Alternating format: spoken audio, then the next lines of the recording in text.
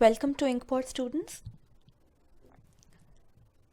In this unit, we are starting with the section on violations of assumptions of the classical linear regression model. So basically, we'll be discussing how the assumptions which are violated, what are the consequences of them, what are the reasons some of the assumptions are violated, and what can we do about them. Basically, what are the remedies for some of the violations. So we'll be starting with the multicollinearity violation, or the assumption of the violation of the assumption that there is no perfect linearity among explanatory variables. So in real life, actually, we do not really see perfect linearity, but what we see is a high degree of linearity, a high degree of linear association between the explanatory variables. So we want to know, our questions of interest are: when does multicollinearity occurs? What is the problem with the data that this violation occurs? What are the consequences? And how can we detect and eliminate the problem of multicollinearity? So let's start with that.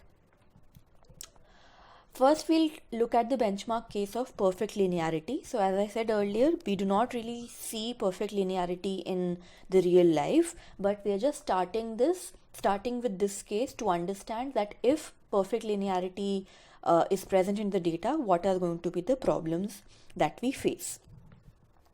So we have some data here. We have observations on quantity, price, and income for a market. So basically, this is a market data with the usual price, income, and quantity information available to us. Now we are regressing quantity on price and income. So we are actually trying to estimate a demand function here, and quantity demanded is dependent on price and income. So our explanatory variables are price, so let me call price x2, and income x3.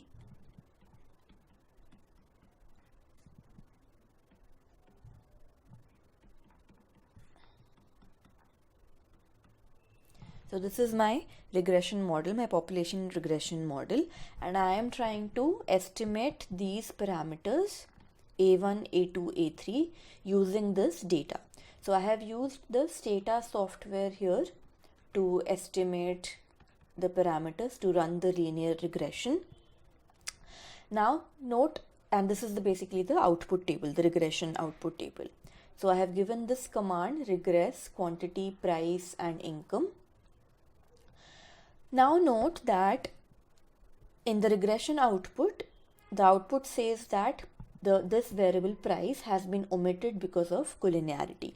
So when we use this command of regress, the software basically gives us an error and forcibly drops one of the explanatory variables. So whichever variable was coming first, it has just dropped that. This is basically our dependent variable, or the y variable, and these are the explanatory x variables.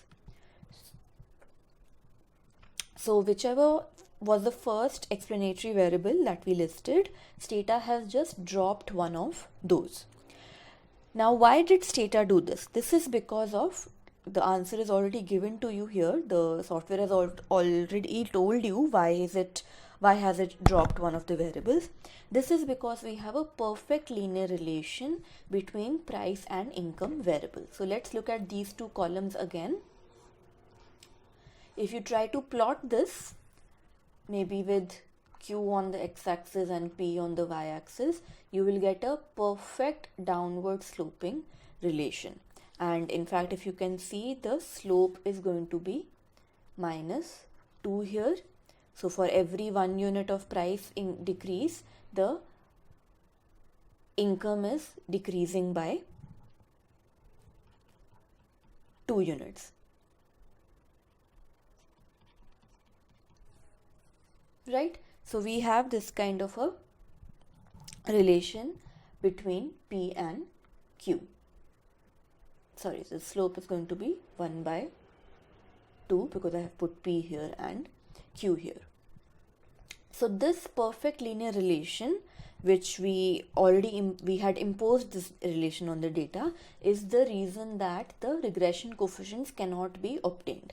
Now if we look at again the regression output, the estimate on price cannot be obtained, it has been omitted. So basically we are not getting an estimate of A2, what we are getting is an estimate of A3, so we are just getting A3 hat, and we are of course getting the constant term which is A1 hat.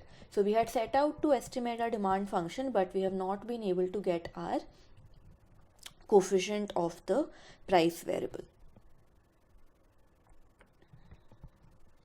So let's try to further understand why does this problem arise. So now here we have written the regression model as y1 equals a1 plus a2 x2 plus a3 x3 plus u.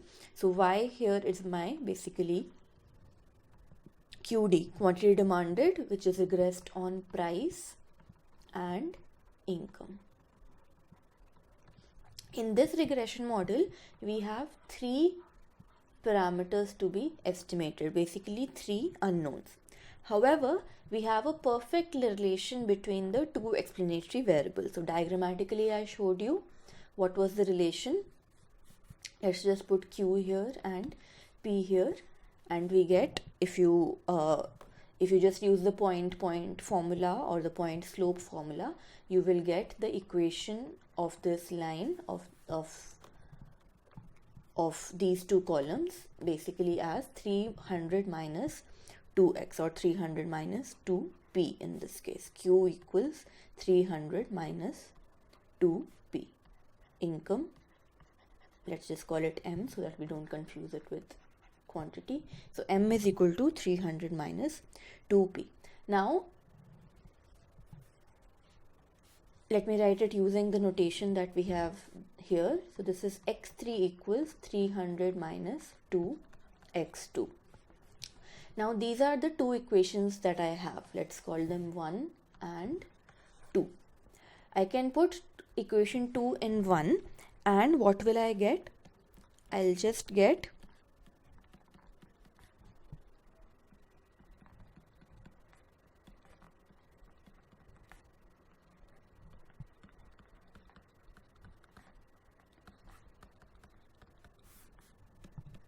so I'm just replacing for A3, let A2 remain as it is, and we will get this.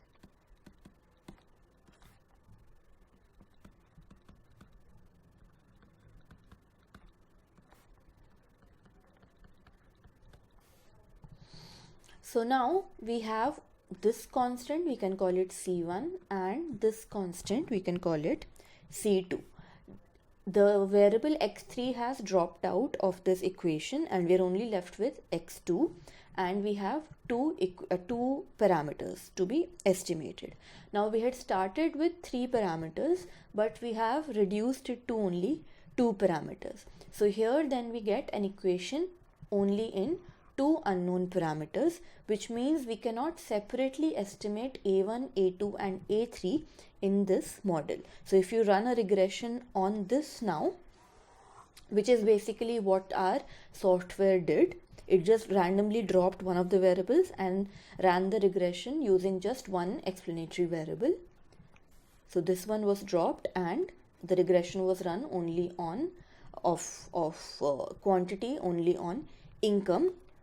We can do it the other way around also. The software could have dropped income and only run the regression of quantity on price. Basically what we are trying to say is that both A2 and A3 cannot be simultaneously estimated separately. They are now combined and the unique effect is difficult to remove.